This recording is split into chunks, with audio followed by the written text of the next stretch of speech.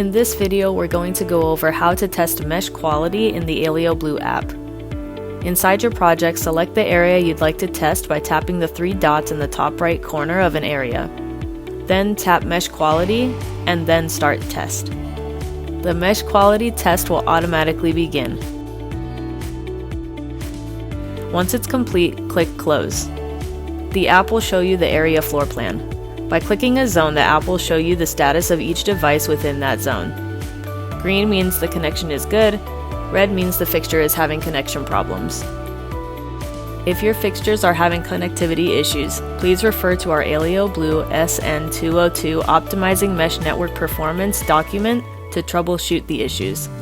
This document can be found in the AleoBlue Help Center at aleoblue.com under Application Notes.